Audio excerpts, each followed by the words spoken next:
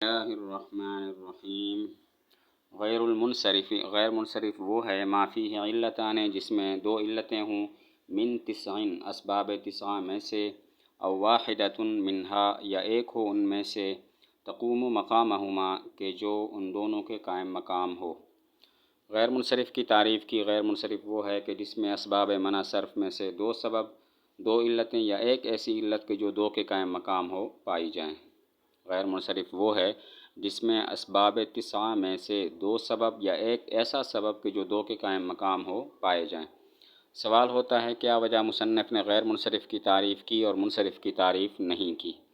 جواب یہ ہے کہ غیر منصرف کی تعریف سے منصرف کی تعریف خود بخود معلوم ہو جاتی ہے، اسی وجہ سے منصرف کی تعریف نہیں کی۔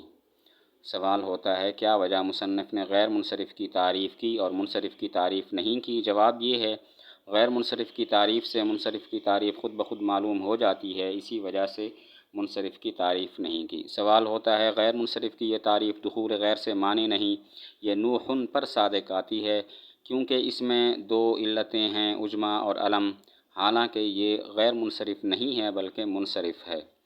غیر منصرف کی یہ تعریف دخول غیر سے مانے نہیں، یہ نوحن پر صادق آتی ہے کیونکہ نوحن میں دو سبب ہیں، عجمہ اور علمیت، حالانکہ یہ غیر منصرف نہیں ہے۔ جواب یہ ہے کہ علتان سے مراد ہے علتان مع استجماع شرائطہما، یعنی دو علتیں ہوں اپنی شرطوں کے ساتھ۔ نوحن میں یہ شرطیں نہیں پائی جاتی کیونکہ عجمہ کے منع صرف میں مؤثر ہونے کی شرط یہ ہے کہ دو باتوں میں سے ایک بات ہو، زائد علی الثلاثہ ہو یا ثلاثی متحرک الاوسط ہو۔ نوحن میں کوئی بات نہیں پائی جاتی، اسی وجہ سے یہ منصرف ہے۔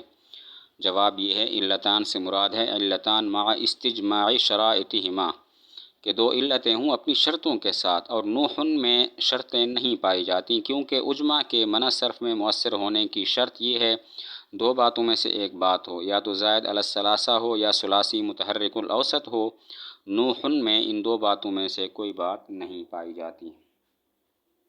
وہی اور وہ اسباب تسعہ شعر یہ ہیں، شعر عدل، وصف، تانیث، معرفہ، عجمہ، ثم جمع، ثم ترکیب، پھر جمع، پھر ترکیب۔ آگے ہے والنون زائدتاً، اور نون اس حال میں کہ زائد ہو، من قبلہا الف، اس سے پہلے الف ہو، ووزن فعل، اور وزن فعل، وہذا القول تقریب، اور یہ قول مقرب الی الصواب ہے، مقرب الی الحفظ ہے۔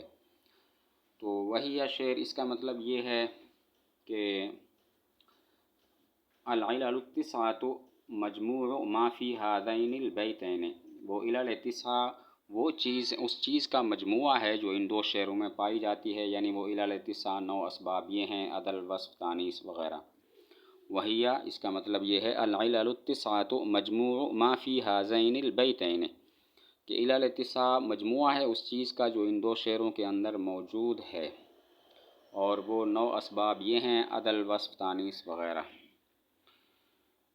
وعجمۃ ثم جمع، اس پر ایک سوال یہ ہوتا ہے کہ ثم تراخی کے لیے آتا ہے، تو اس کا مطلب ہوا عجمہ منع صرف میں مؤثر ہونے کا سبب پہلے ہے، اس کے بعد پھر جمع ہے، اس کے بعد پھر ترکیب ہے، حالانکہ معاملہ ایسے نہیں ہے۔ سوال ہوتا ہے ثم تراخی کے لیے آتا ہے، تو اس کا تو مطلب یہ ہوا منع صرف میں مؤثر ہونے کے لیے سبب پہلے عجمہ ہے، عجمہ کے بعد پھر سبب جمع ہے، پھر جمع کے بعد سبب پھر ترکیب ہے، حالانکہ معاملہ ایسے نہیں ہے۔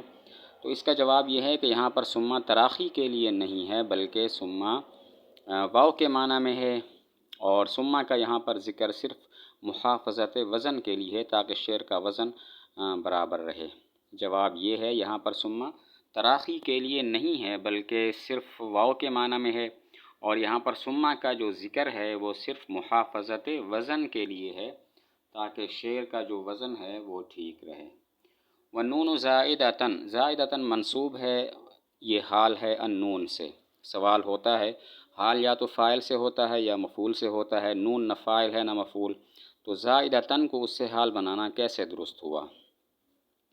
سوال ہوتا ہے حال یا تو فاعل سے ہوتا ہے یا مفعول سے، نون نہ فاعل ہے نہ مفعول، تو زائدتاً کو اس سے حال بنانا کیسے درست ہوا؟ جواب یہ ہے کہ النون فاعل ہے فعل محذوف تمنع کا، یعنی تمنع النون زائدتاً، منع کرتا ہے نون منصرف ہونے کو اس حال میں کہ وہ نون زائد ہو۔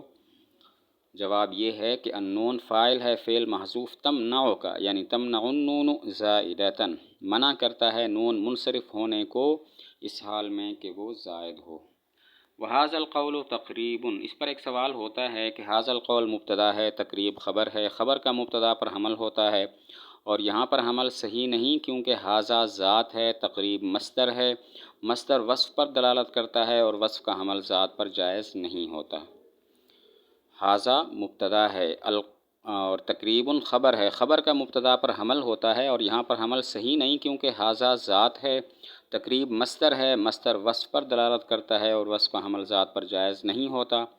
چند جواب ہیں۔ پہلا جواب یہ ہے کہ تقریب اسم فاعل مقرب کے معنی میں ہے، یعنی مقرب الی الحفظ، مطلب یہ ہے کہ ان اسباب کو شعر کی صورت میں بیان کرنا مقرب الی الحفظ ہے، یاد کرنا اس سے زیادہ آسان ہے، یاد کرنا بنسبت نثر کے شعر کو آسان ہوتا ہے۔